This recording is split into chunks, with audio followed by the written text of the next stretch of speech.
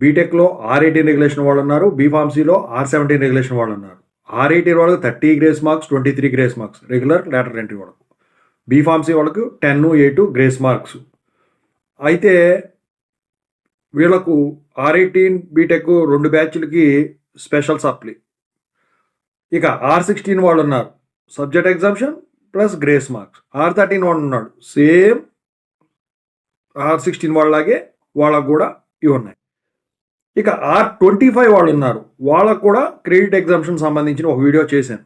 ఇక మిగిలిపోయింది ఎవరు? R22 రెగ్యులేషన్ వాళ్ళు. అసలు R22 రెగ్యులేషన్ వాళ్ళకి ఏ బెనిఫిట్ లేదు ప్రస్తుత పరిస్థితుల్లో అయితే. మరి స్టూడెంట్స్ అడుగుతున్నారు మాకేంటి, మా పరిస్థితి ఏంటని. సో దాని గురించి ఇప్పుడు మాట్లాడదాం. ముందుగా అయితే ఇంతవరకు ఛానల్ సబ్స్క్రైబ్ చేసుకుని వీడియో లైక్ చేసి షేర్ చేయండి. మీకు కనుక నాతో మాట్లాడాలంటే కాల్ మీ ఫర్ కాల్ చేయండి.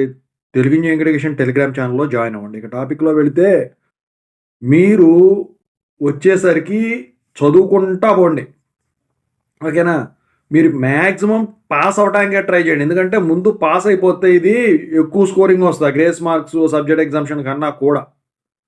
మరి మాకు ఫెసిలిటీస్ ఏమి ఇవ్వలేదు కదా అంటే మాత్రం చాలా ఎక్కువ మంది పాస్డ్ అవుట్స్ లేరనుకోండి, అనుకున్న టార్గెట్ రీచ్ కాలేదనుకోండి, అప్పుడు ఇలాంటి బెనిఫిట్స్ ఇచ్చేదానికి ఛాన్స్ ఉంటుంది. అంతేగాని గుడ్డెత్తి చేలో పడినట్టు ఎవరో వస్తారు, ఏదో చేస్తారు, మనకి ఇచ్చేస్తారు అని మాత్రం అనుకోవద్దు.